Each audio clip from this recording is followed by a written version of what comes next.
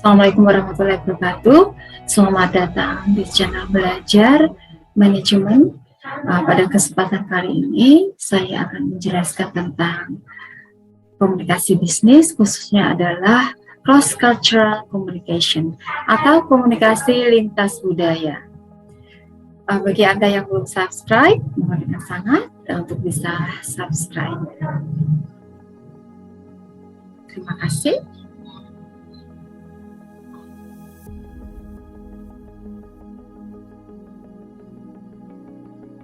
Cross-cultural communication atau komunikasi lintas budaya.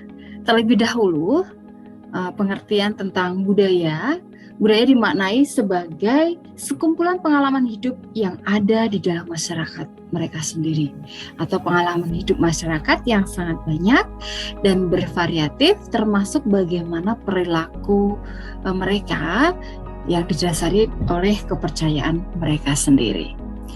Ini komunikasi lintas budaya berarti pihak-pihak yang berkomunikasi antara penyampai komunikasi dengan penerima komunikasi adalah orang yang memiliki latar belakang budaya yang berbeda. Nah, ini dilihat seperti pada gambar.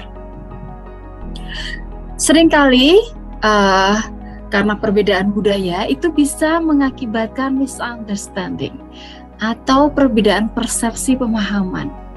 Nah, seperti contoh, misalnya ketika seseorang bertemu, maka tandanya bersopan santun.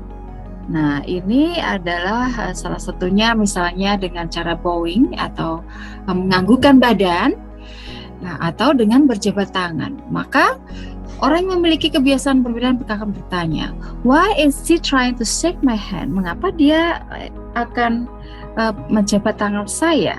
Kemudian pihak lain, mengapa dia bowing atau menganggukkan badannya? Why is he bowing? Nah, ini adalah perbedaan tata cara berkomunikasi ketika seseorang mulai bertemu.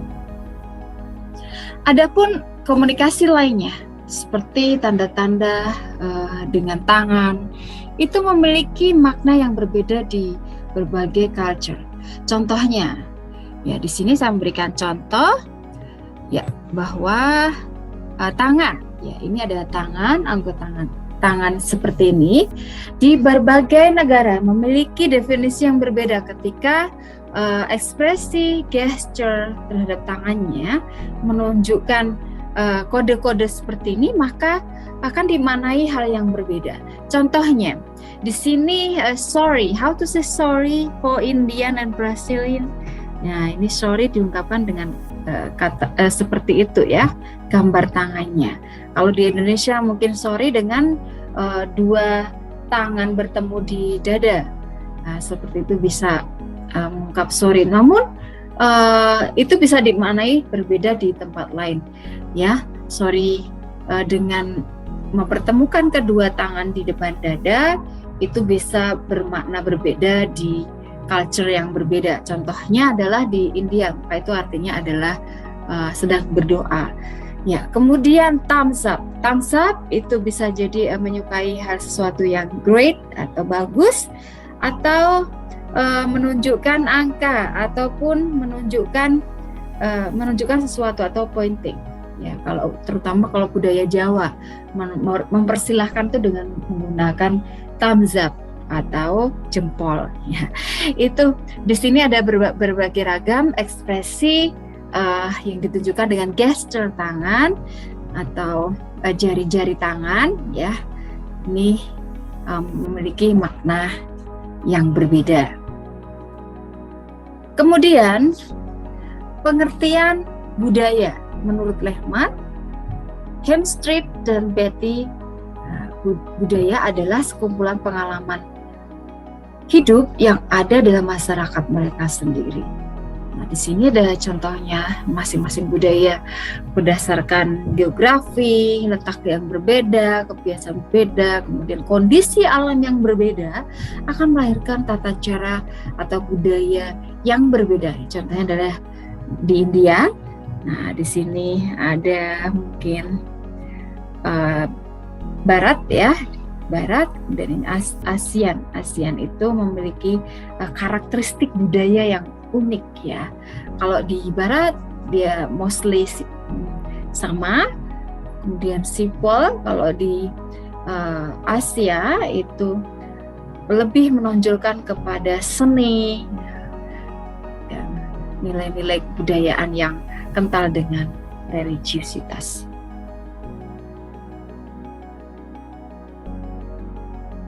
Kemudian komunikasi antar budaya.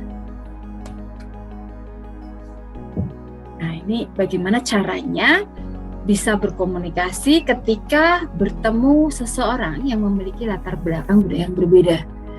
Ya, karena mereka memiliki pemahaman language yang berbeda, kebiasaan yang berbeda.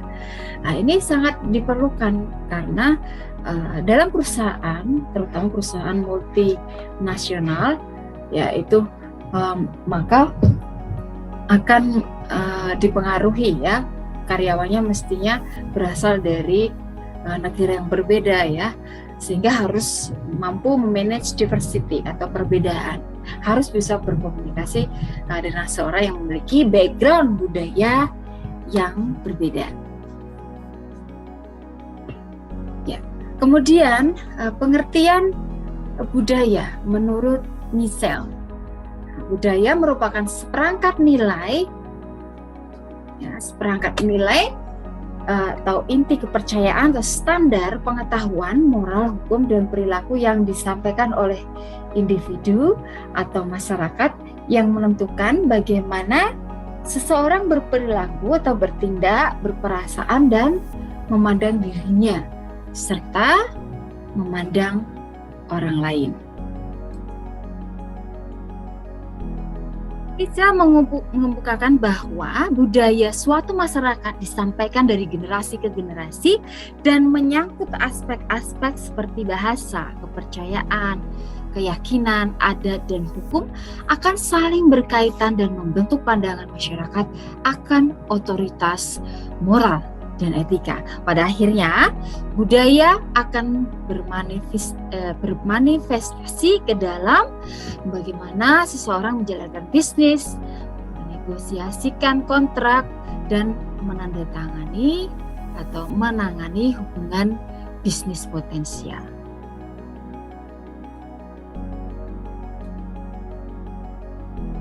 Sedangkan komunikasi antar budaya, ya, menurut Bovey dan Thiel, ya, komunikasi antar budaya adalah suatu proses mengirimkan dan menerima pesan-pesan antar orang-orang yang latar belakang budayanya dapat membawa mereka mengartikan tanda-tanda verbal dan non-verbal dengan cara berbeda.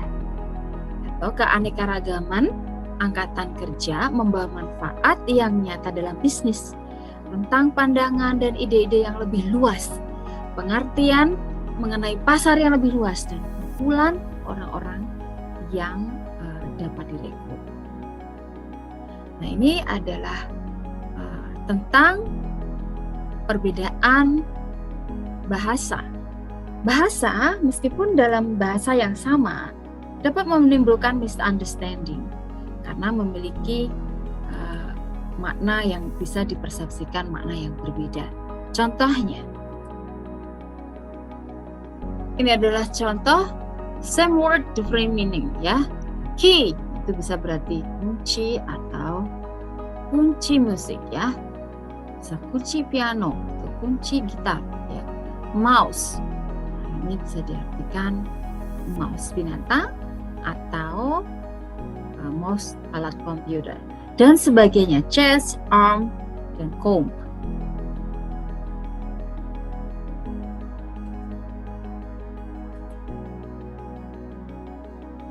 Sehingga dengan demikian dari beberapa pengertian budaya mencakup sekumpulan pengalaman hidup, pemrograman kolektif, sistem sharing, tipikal karakteristik perilaku setiap individu yang ada dalam masyarakat.